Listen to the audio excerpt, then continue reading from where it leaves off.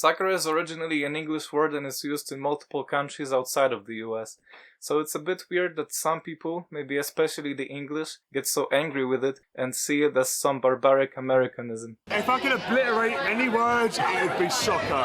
Please. It's the wrong name for the sport. So what is the story of football and soccer? People think that football comes from foot kicking the ball, but it's possible that the term was actually meant to differentiate between ball games played on foot from those played on horseback. Historical references to football in Britain are to various, often chaotic games that sometimes also involved carrying and throwing the ball, or a pig bladder. While it is thrown and cast up in the air, each one contended and had the great delight with foot and with hand the bladder for to smite. If it fall to ground they lift it up again, this wise to labour they counted for no pain. Running and leaping they drive away the cold, the sturdy ploughman lusty, strong and bold overcometh the winter with driving the football. By the 19th century different kinds of football developed at different schools and universities, and people started to standardize the rules of the game. First, Football Association was set up in London. Their variant later started to be called Association Football, or in short, soccer.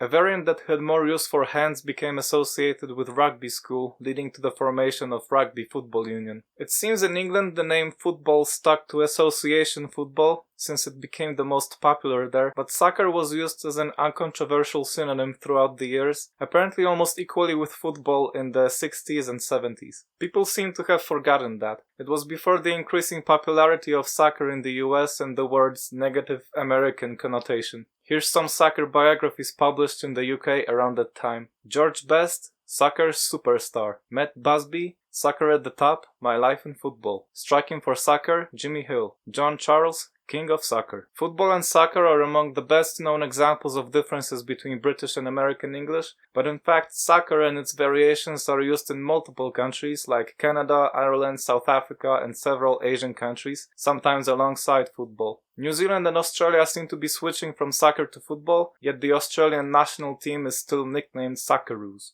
At the same time, many of the countries where soccer prevails, or used to, have a variant of football that is similarly or more popular than soccer, and they're the ones that tend to be thought of as the football there. American and Canadian football, Gaelic football in Ireland, Australian rules football, as well as rugby football in different countries. So whatever your feelings towards soccer might be, it's a term that simply makes sense in places that have other popular kinds of football. And football itself seems to have always referred to games where you also use hands. And maybe the English who feel so strongly about soccer could get over it already. It's not an Americanism, it's your invention and it's correct as well.